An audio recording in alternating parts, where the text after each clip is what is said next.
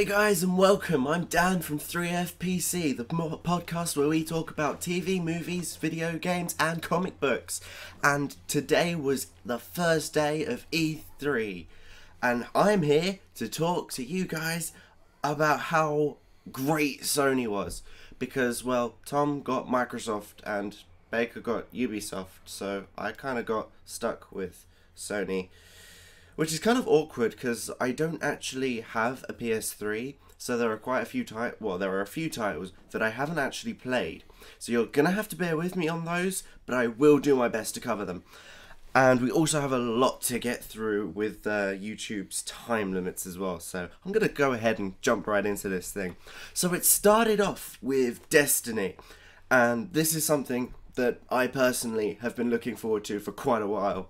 I mean, Bungie went and finished Halo, and then 343 took it on, but Bungie finished with Halo and then decided to make another Halo, just calling it Destiny.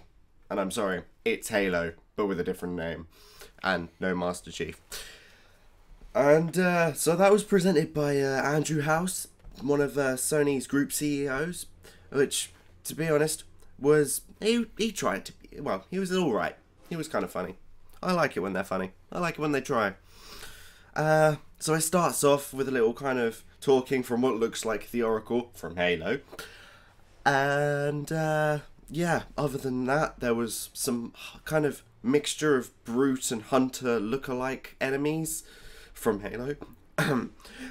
And yes, I am going to keep doing that. Well, no, actually, that was my last Halo joke. So, you're lucky. But they basically didn't really tell us anything we don't already know about Destiny. However, they did tell us afterwards that there's going to be a beta. Well, we know there's going to be a beta. There's always a beta. But PlayStation exclusive... exclusively getting the beta first for PlayStation 4. That'll come out for July 17th for all those who sign up for it and are lucky enough to get a hold of it.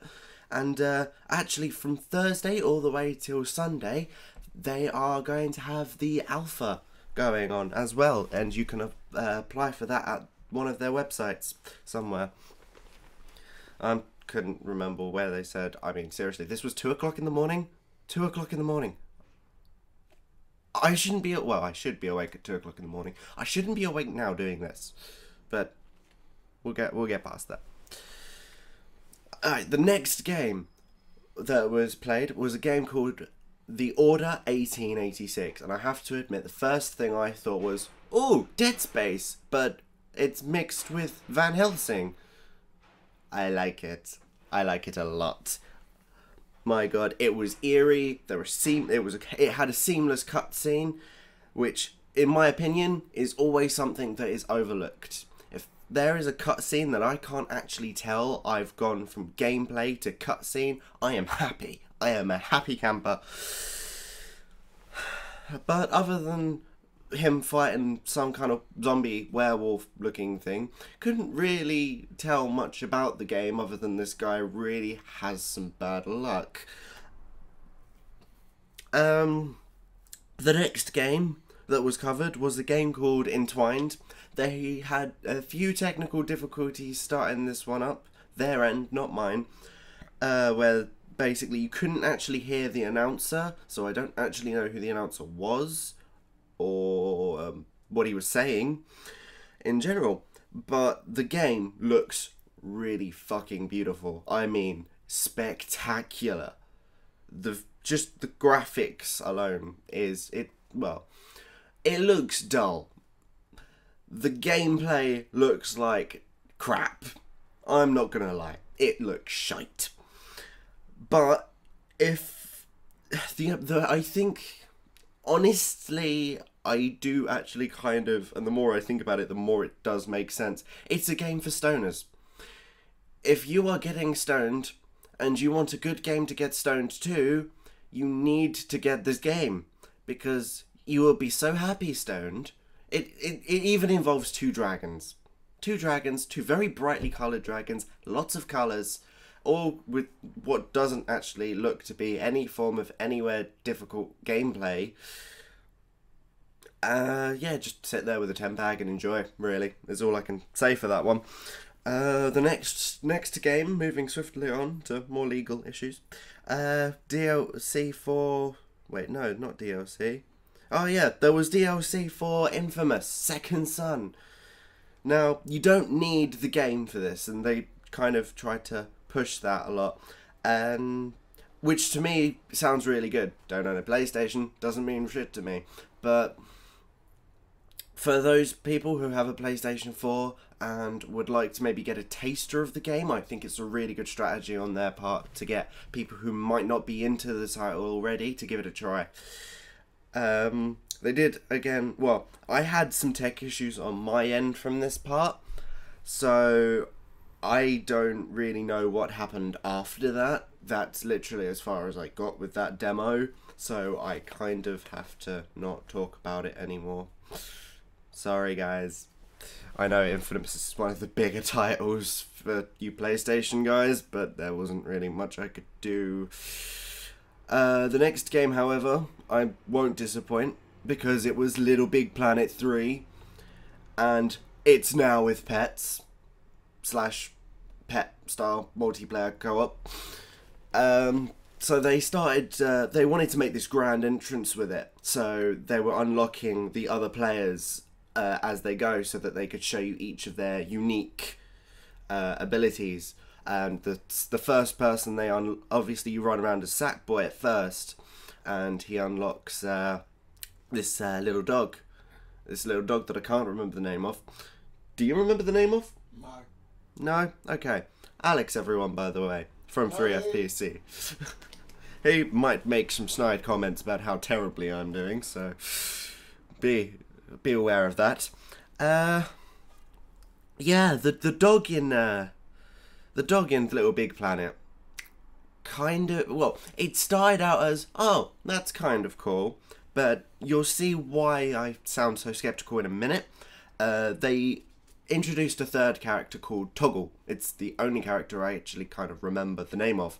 Now, Toggle can both shrink to get into small spaces, and he's also a kind of powerhouse character. He moves the heavier objects. He also weighs a fuck ton because, well, someone needs to go on a diet, Sackboy. After that, they introduced the last character, and the last character kind of makes the dog look really obsolete. It's a bird, so it flies. And the main point of the dog was it could wall jump. The dog's name's Oddsock. Oddsock, thank you very much.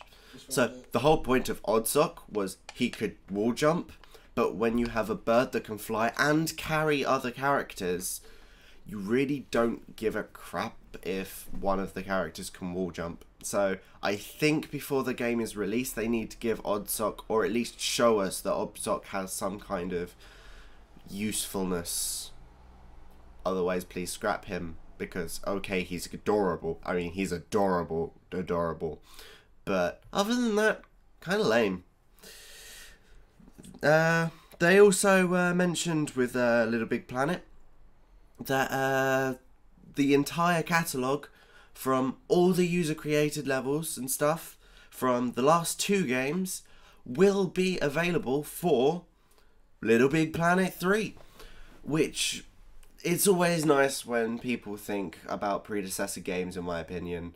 I mean, now that we're getting to a point where no one is thinking about backwards compatibility, that's slowly dying. We all kind of have to now accept that we're not going to see much backwards compatibility in the future for anything ever again, because money whores will be money whores, and it's also kind of difficult, I suppose, on their end to implement the chip as technology is increasing. But to include the data stream from these is a really nice touch, I thought. The next game is a brand new title, so we're going to start getting to these now. Well, actually, no, we're not. We've got 2 more existing games to go through after this one. Fail. Yeah, that was kind of a fail as I looked down my list. Bloodborne. Now, This one was not really explained much. It disappointed me that they didn't explain it, because it looks really quite eerie. But it looked like a hack and slash sort of almost fighting game, and I thought, I like it. I want a hack and slash eerie fighting game, but I can also see it being quite difficult to do. The problem, if it is a hack and slash fighting game like it looks like, will be the fact that hack and slashes aren't the scariest of things. You generally don't think about what you're doing, you just hack and slash, as the name suggests, really. So that could be interesting, might not be interesting, could fail. I hope it doesn't. Far Cry 4. Yes, that's right, I said it, finally. Far Cry 4.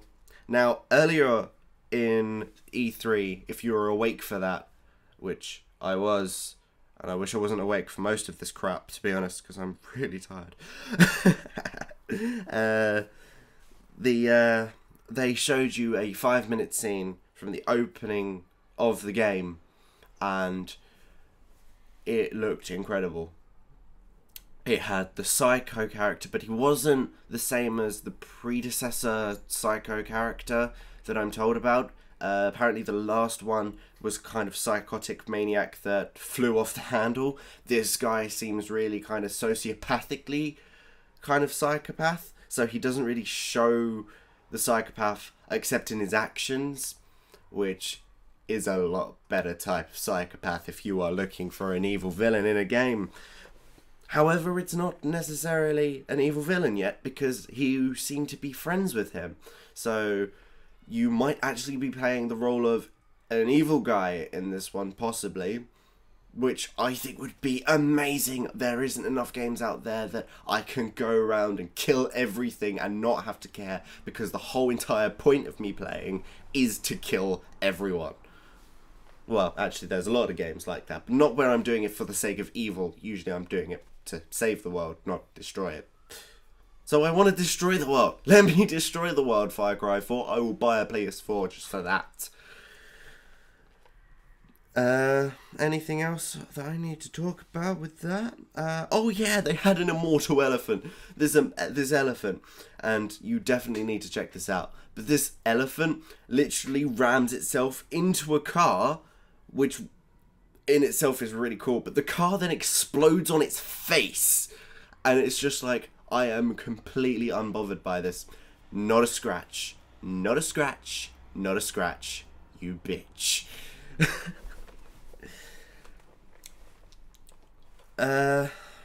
Moving swiftly on, Dead Island 2 was I class this more of a teaser when they don't actually show me anything that has to do with the game. This was literally them showing this guy. He starts off as he puts on his music iPod, and as he's running, like, he goes for a jog, and everything in the background everything's going to chaos. But you do see he's been bitten at the beginning, and as he's running, you see the effects of the zombification turn him over into a zombie, and that was pretty cool. It told me fuck all about the game, apart from there was some Jack Black sound-alike right at the end that stole his shoes. It could still be Jack Black. It could be Jack Black. I don't know how I'd feel about it if it was Jack Black.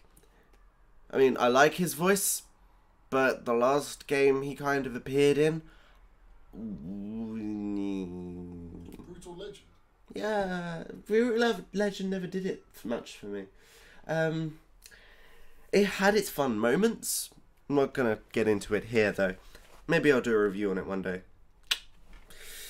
So yeah, that was just a kind of brief trailer, and then they followed it up by this amazing news that Diablo 3 and Dead Island 2 gonna be mixing it up a little. We've got exclusive dungeons that are going to have some Dead Island zombies in it, like the bloater, etc., etc. And I cannot wait for this. I really hope it's on the Xbox 360 because that's what I have Diablo on. If not, I really am going to have to buy a PS4 because Diablo Dungeon with zombies from Dead Island sounds like something I can't miss up, and I don't think any good zombie fan could miss up, especially if they like Diablo. And I love Diablo. The next game they showed, and they showed gameplay earlier in E3 today on this, but was the Battlefield 3 Hardline DLC. It's, for those who haven't seen it, it's basically like cops and robbers involved, where you play either cops or robbers. It's pretty self-explanatory there. The big kind of idea I got from this was it seems to be like a possible response to Payday, because Payday doesn't really have much competition that I'm aware of, and I think Ubisoft are trying to maybe say, we'll see how we do in this market, and maybe we'll do greater things from there. And I hope they do, because I don't really want to buy Battlefield 3, but I would like to play this DLC. So maybe in the future they'll make the DLC available without purchasing the game. Quite unlikely, but I can dream. Battlefield was EA, not Ubisoft. They had Battlefield 3 Hardline. I know because I wrote about it. I'm doing Sony as well, by the way, not Ubisoft. I know, sorry. You mentioned Ubisoft. Did I? Yeah. I apologise for that. It's EA, not Ubisoft. Please don't shoot me. I look at me. Do I look well? No. They kind of brushed over a Disney Infinity 2 announcement. Or I'm not actually sure if they said 2, but over the thing, I'm pretty sure I heard 2, and there was 2.0 written. I don't know if this is a new game or maybe they're patching the old one. They just kind of said the words and then was like, and moving swiftly on. Which is what I'm going to do with the next trailer that they showed, and possibly the funniest trailer I think E3 showed on day one. I mean, I am giving that accolade to this trailer, and that was Magicka 2. If you want some lols, go look it up on YouTube. Seriously. It shows one of the Magicka characters. Again, not really aware of much of Magicka, don't really play the card game, or whatever kind of game it is. I'm taking it, I thought for a moment there it was Magic the Gathering. It's not. I apologise again. Magicka 2 didn't play the first one, so you're gonna have to bear with that.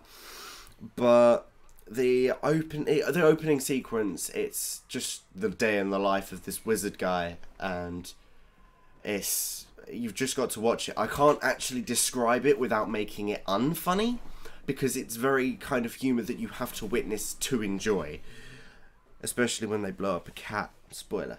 Haha.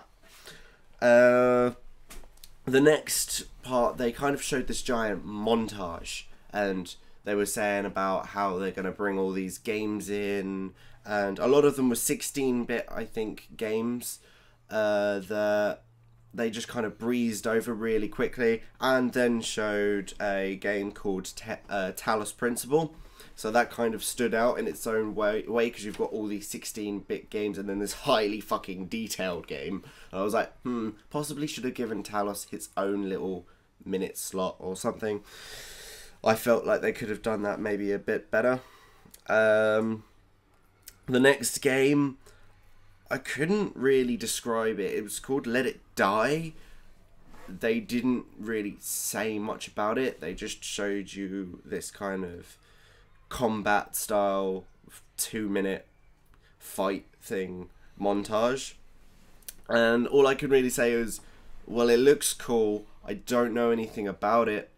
Please tell me about it. This is one thing I hate with E3 announcements, is where they have so much to cover, they don't actually describe everything.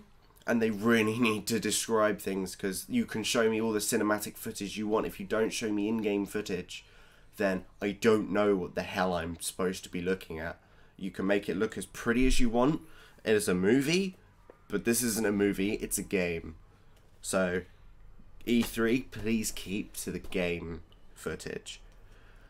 The next game was called Abzu, which once again they kind of showed gameplay footage. I'm not sure if it was gameplay footage or cinematic footage. It could have gone either way. But the only thing you can really say about it is there's fucking fish, there's swimming, and there's colours. That is literally it. It just showed you different bits of underwater, like here, and here. And then was like, yeah, and here's me swimming here. Here's me swimming here. Oh, look, there's a shark there, but I turn around, it's gone. So, yeah, fish, swimming, colours, Abzu. No Man's Sky. Now, if memory serves, No Man's Sky has been in development for many years now. They are a development team that really... They're an indie development team. Their whole purpose was they wanted a game that kind of branched from the depths of the sea to the far outreach spaces of, well, space, without loading screens. And from what I saw of the trailer, they achieved that. However, it might be the reason that things possibly weren't as great a graphic quality as they could have been, especially when you're going up against all these major E3 titles like Far Cry, like not Diablo 3, but Battlefield Hardline, Destiny, all these amazing visual graphic sort of games. And then there's this low res, it's got bright colours, which seems to be a theme for E3 this year, is bright colours and kind of lesser graphics in certain areas. Dinosaurs, there seemed to be these kind of dinosaur things, and then there was Halo ships and some Star Wars podcrafts. I got confused. I don't really know the purpose of the game. All I know is there were laser battles going on in one place and dinosaurs walking around, and it was all pretty and space is now purple, and I was like, what? But if they were going for no loading screens, they certainly achieved that. They kind of went in the trailer from Dino Land to a different planet altogether without any form of loading screen whatsoever. But it didn't take long to get from point A to point B. I kind of think maybe worth putting a loading screen in, and if they're going to put more detail into certain things, see how it goes, really. After that, they decided to, PlayStation kind of started disappointing me. I mean, they started plugging their own hardware, which is something they actually slated Microsoft for doing last year, and now they're doing it, and I was really kind of upset about this. They started off good and, well, fine. They mentioned the PlayStation camera, which they got laughed at about, and you think they'd take that as a sign to say, oh, maybe we shouldn't start talking about hardware, because, well, people don't want to hear it. But then they decide to stroke their own egos with a bunch of statistics, like, hey, 8 million people have played this, and 10 million people have pushed the share button. It's like, okay, I didn't know you were tracking that. I didn't really think that could be impressive, but hey, whatever floats your boat, Sony. And then they kind of followed that all up by saying, and now we're partnering with YouTube. At this point, you think, well, Microsoft already beat you there. And then they kind of throw a spanner in the works by saying, with easy uploads to YouTube. And you're like, see, so now you've given YouTube a purpose for game consoles. This is good. However, what's the editing, video editing potential going to be? That's my main concern with this, is you can have the YouTube in there, but, well, it doesn't mean it's necessarily going to work. They followed that up by saying, oh, and we're going to be on Twitch as well. And we've also got this program called Playroom coming out where you can turn your home into a movie studio. And I think they kind of got a few pity applause from that. Follow me on the next video where I will continue to cover this. However, YouTube time restrictions are kind of saying I have to start thinking about stopping at the moment. So I hope you've enjoyed it so far. Join me in the next segment where I will continue and get better, hopefully. So yeah, join me for part 2. Hit like, subscribe, and come follow us at 3FPC, where we will give you a podcast every week. Me and my fellow co-hosts, Alex over there, and Tom from Derby. Yeah, that's right. Pour yourself out on camera. Just because yours didn't work, even though I'm using your laptop.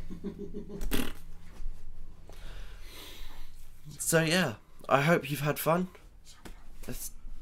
And oh yes, and look at our SoundCloud where you'll see the full episodes of all our podcasts. And I tell you what, it's a lot better than this. I'm still getting used to the idea of doing this. And I kind of work better in a group. But I'm going to attempt to get better, because I'd like to carry on doing this and start doing things like video game reviews and stuff like that. I apologise for the lack of editing, really. I don't know how to edit. I'm just going to throw that out there now. But yeah. Bye!